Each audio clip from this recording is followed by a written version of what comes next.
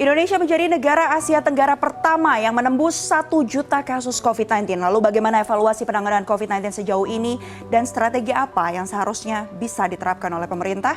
Kita sudah terhubung dengan Profesor Wiku Adhisa Smito, juru bicara Satgas Penanganan COVID-19, dan Olivia Herlinda, Policy Director dari CISDI. Selamat malam Prof. Wiku dan juga Mbak Olive. Selamat malam, Mbak Mevri. Iya, 1 juta kasus positif yang terlaporkan atau yang sudah dilaporkan oleh pemerintah begitu. Sebelum kita memulai dialog ini, saya akan ajak kita semua di sini untuk bersama-sama menyimak tayangan yang berikut ini terlebih dahulu. Panjang tahun 2020 dan memasuki tahun 2021, kita menghadapi beberapa ujian, beberapa cobaan yang sangat berat. Pandemi COVID-19 yang melanda dunia, 215 negara, dan Indonesia telah mengakibatkan krisis kesehatan dan krisis ekonomi. Kita bersyukur Indonesia termasuk negara yang bisa mengendalikan dua krisis tersebut dengan baik. Tetapi permasalahan belum sepenuhnya selesai. Pandemi masih berlangsung dan kita harus selalu waspada dan siaga.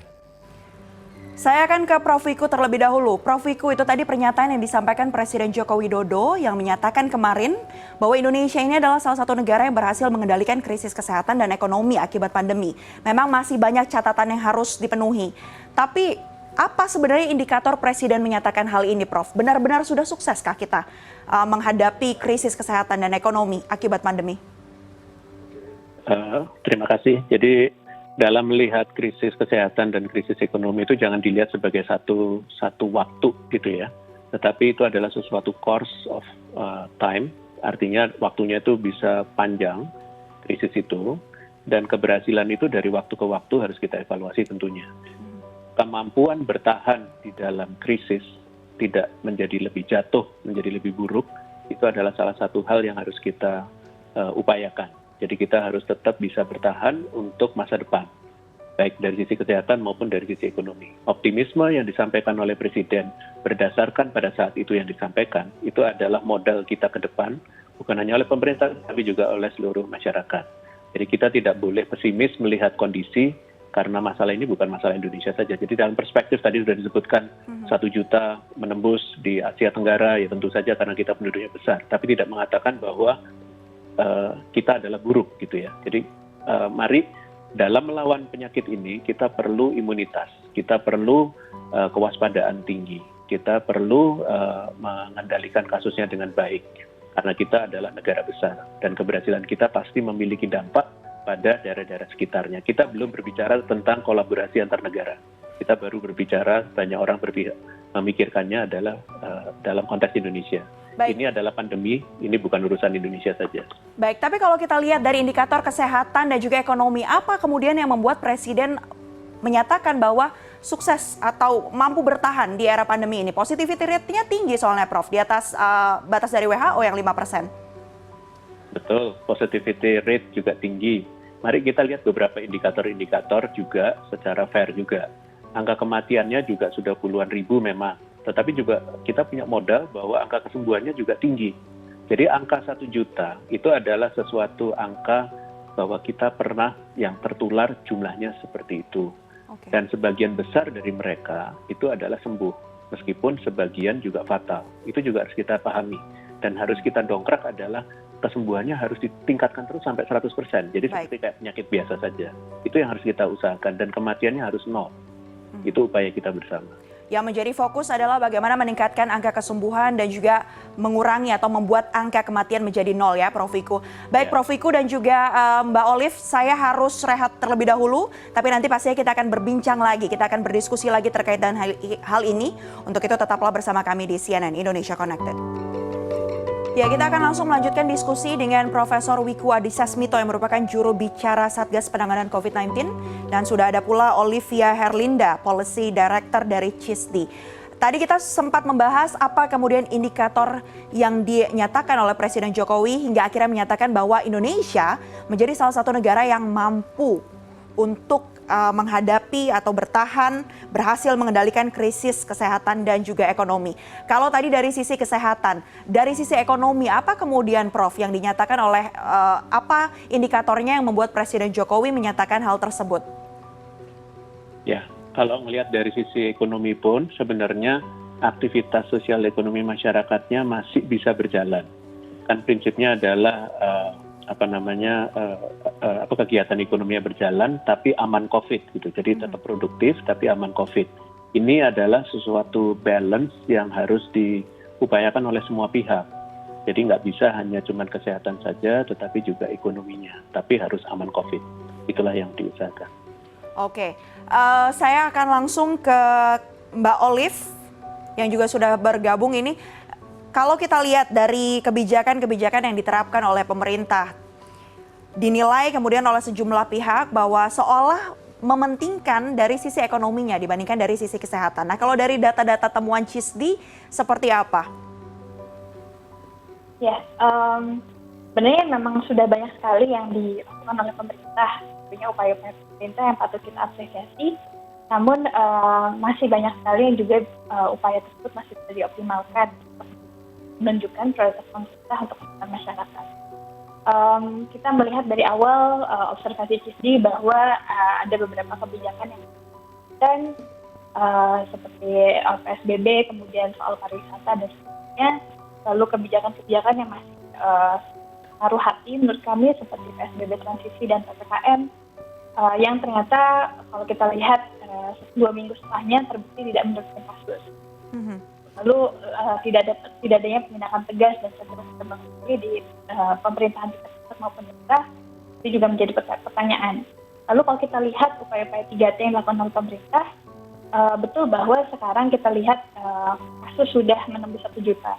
Lalu ada narasi yang mengatakan bahwa kalau dibandingkan dengan total populasi kita, angka tersebut masih kecil dibandingkan negara lain. Yang tadi disampaikan oleh Prof Wiku ya? Betul. Ya, namun ketika kita lihat perbandingannya dengan kapasitas tes kita dengan negara-negara lain, kita juga masih jauh tertinggal. Kapasitas tes kita berjalan perlahan, cukup stagnan dan masih fluktuatif, terkadang sampai 40 ribuan per hari, kadang di 20 ribu sampai 10 ribuan. Lalu kita lihat positivity rate kita juga sangat tinggi, yang menandakan tes kita masih jauh dari cukup. Oke. Lalu kita juga lihat angka, kalau tadi dibilang bahwa fokusnya adalah pada angka kesembuhan dan angka kematian. Namun kita lihat juga sekarang layanan kesehatan kita mulai kolaps karena dari awal juga sangat fokus pada penanganan di RS dan kurang optimal dalam penguatan transmisi. Anggaran penanganan kesehatan COVID kesehatan pun kita lihat juga turun di tahun ini. Belum proses vaksinasi masih banyak hambatan. Jadi kalau dari observasi kami belum dapat melihat strategi dan prioritas nasional yang cukup clear untuk COVID.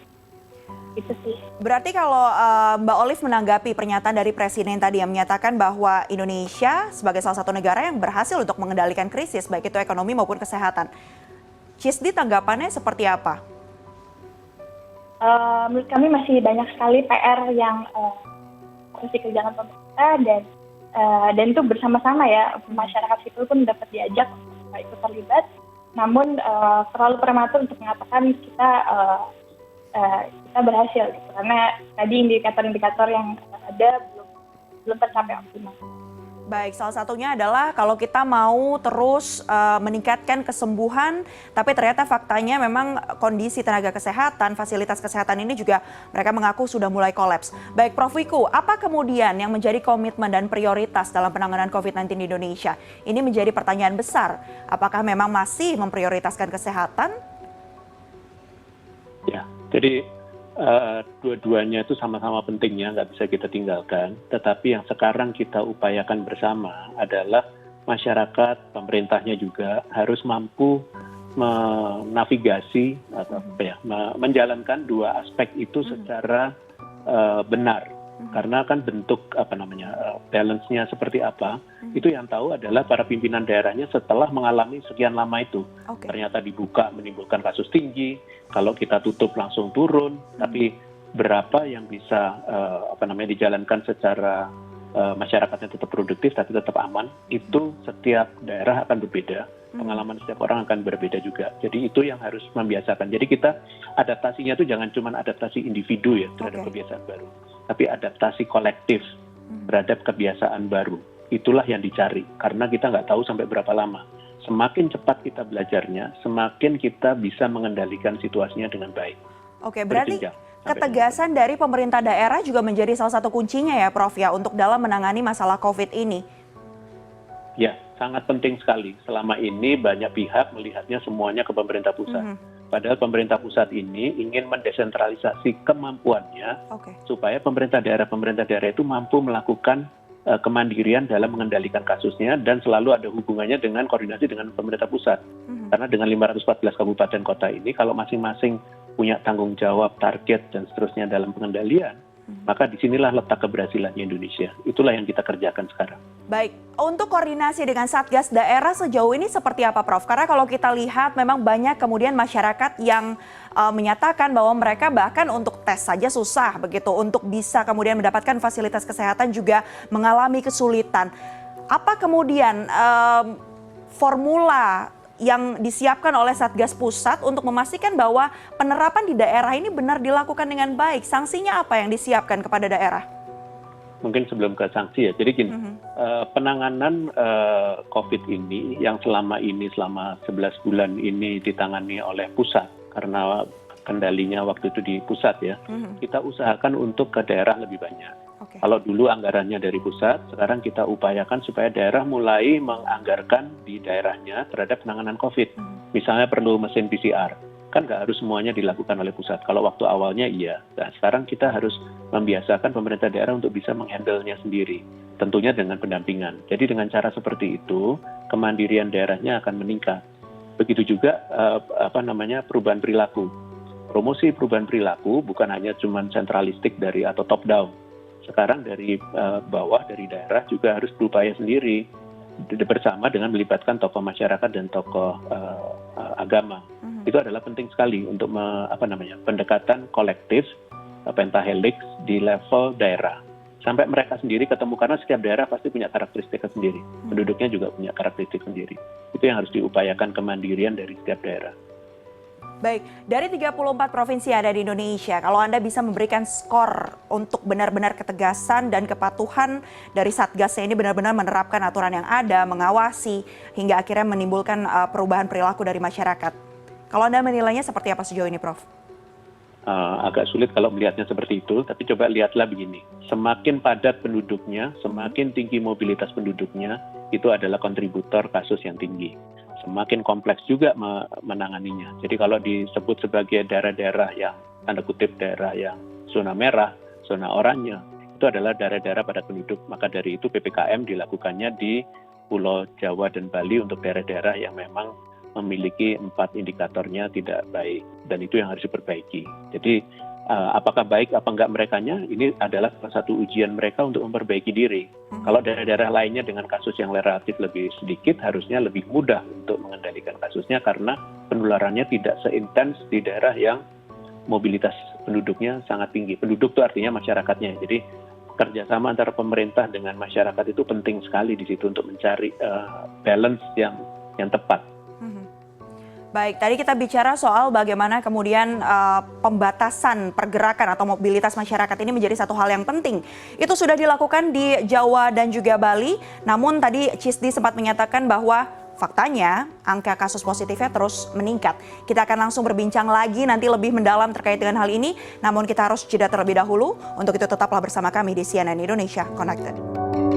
Anda masih menyaksikan CNN Indonesia Connected dan kita masih berbincang dengan Profesor Wiku Adhisa Smito, juru bicara Satgas Penanganan COVID-19, dan Olivia Herlinda, Policy Director dari CISTI. Tadi saya sempat berbincang dengan Prof. Wiku bagaimana kemudian pembatasan yang dilakukan di Jawa dan Bali dinyatakan oleh CISTI ternyata tidak begitu efektif pada fase pertama yang dilakukan.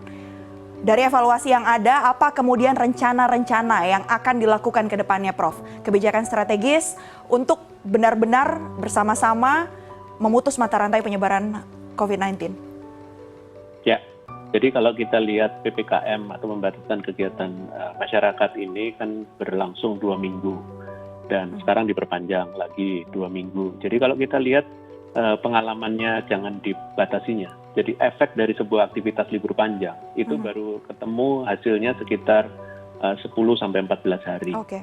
Dan efeknya agak panjang begitu. Jadi kalau melakukan pembatasan, kita belajar dari PSBB yang diperketat di DKI misalnya, itu juga efeknya baru 3 sampai 4 minggu kemudian baru kelihatan. Jadi pengalaman 2 minggu dengan PPKM ini harus dipastikan bahwa semua belajar dari situ, dan efeknya juga harus kita lihatnya agak panjang. Jadi sebenarnya bukan masalah waktu ya, tapi bagaimana caranya setiap indikator yang penting itu bisa membaik. Harusnya waktunya adalah ditunggu sampai dengan indikatornya membaik. Begitu. 4 indikator itu kan indikator penting semuanya itu. Selama itu tercapai harusnya lebih baik. Dan PPKM kan bukan hanya daerah-daerah yang disebut oleh pemerintah saja, ternyata ada beberapa daerah lainnya yang dilihat oleh gubernur dan akhirnya juga melakukan pembatasan kegiatan masyarakat. Jadi bahwa yang dilakukan belum sempurna itu menjadi evaluasi untuk pemerintah daerah dan pemerintah pusat, Satgas pusat dan Satgas daerah juga.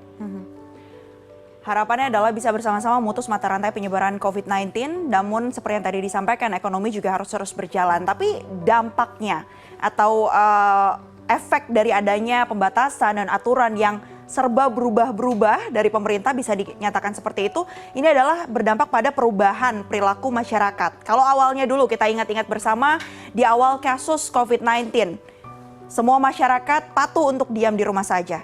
Tapi semakin ke sini, tingkat kesadaran untuk tidak mengenakan masker pun masih tinggi. Kalau temuan dari CISDI sejauh ini seperti apa? Bagaimana sih sebenarnya kondisi ekonomi dan juga sosial masyarakat di 10 bulan setelah kasus pertama ditemukan ini? Ya, jadi mungkin kalau dari kami melihatnya perubahan perilaku itu dipengaruhi oleh banyak faktor ya, determinannya sangat banyak.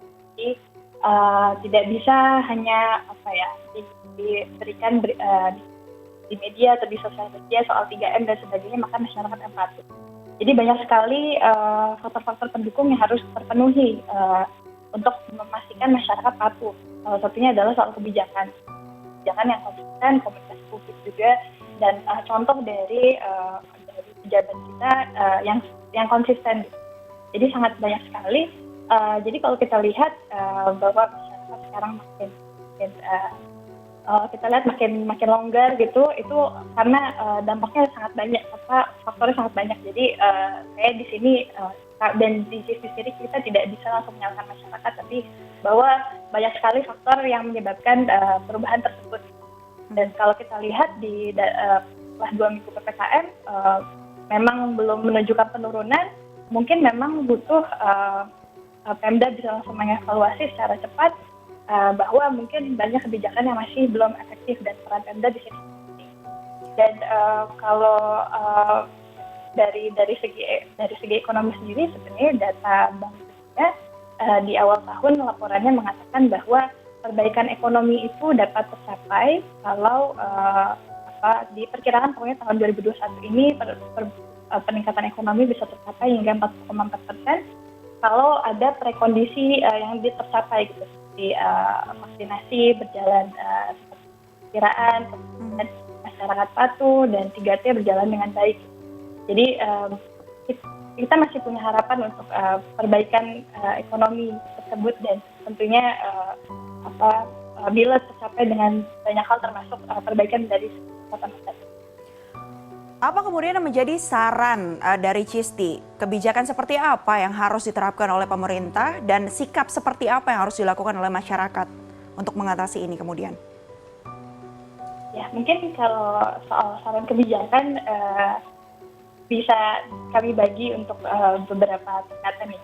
Untuk yang sangat darurat sendiri, seperti kalau kita lihat atau sekolah, itu maka yang perlu didorong mungkin sekarang adalah PSBB total di Pulau Jawa Bali dengan mengacu pada UU karantina kesehatan, karena kita lihat bahwa kasus Pulau Jawa sendiri itu 64% dari keseluruhan kasus total. Lalu untuk menambah layanan-layanan kesehatan secara darurat, ini bisa memanfaatkan juga BNPB di daerah untuk membangun layanan-layanan kesehatan sementara darurat itu.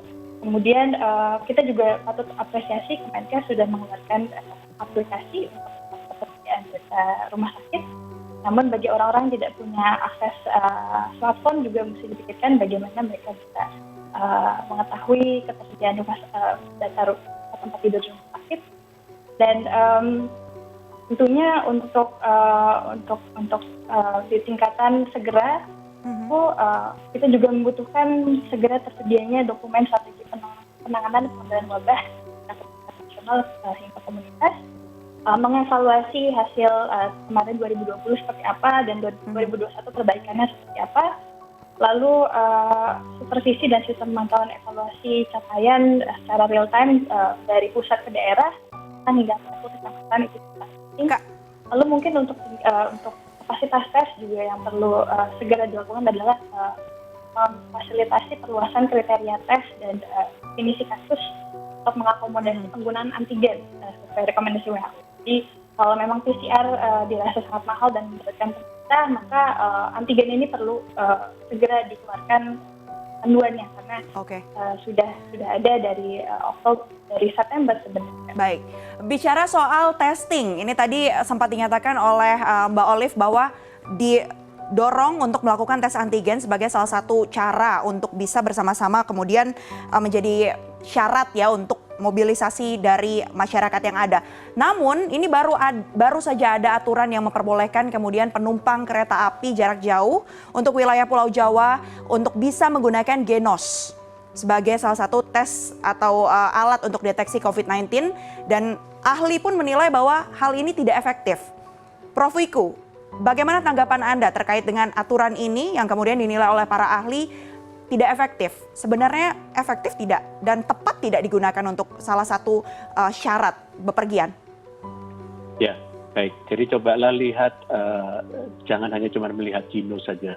Indonesia atau siapapun lagi berusaha untuk mencari screening yang makin lama makin sensitif, spesifik, dengan akurasinya tinggi ya pada prinsipnya. Mulai dari menggunakan rapid test antibody, kemudian rapid test antigen, kemudian ada Genos, mungkin nanti juga ada Enos dan yang lain-lain. Jadi itu adalah upaya pemerintah untuk memastikan bahwa fungsi screening itu dijalankan dalam rangka kalau ada mobilitas penduduk yang memang tidak bisa dihindari, itu adalah menjadi alat untuk memastikan bahwa yang traveling, yang mobile, itu adalah orang-orang yang sehat.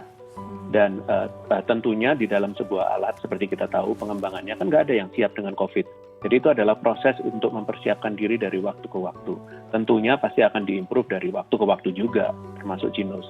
Belum tentu sempurna juga, tetapi kita harus memastikan bahwa upaya kita selalu dilakukan dalam rangka menjadi lebih efisien, lebih murah, dan kalau bisa itu adalah produk dalam negeri, itu selalu kita dorong. Tidak spesifik hanya pada Genos. Pada saat ini yang ada opsinya adalah salah satunya ada Genos.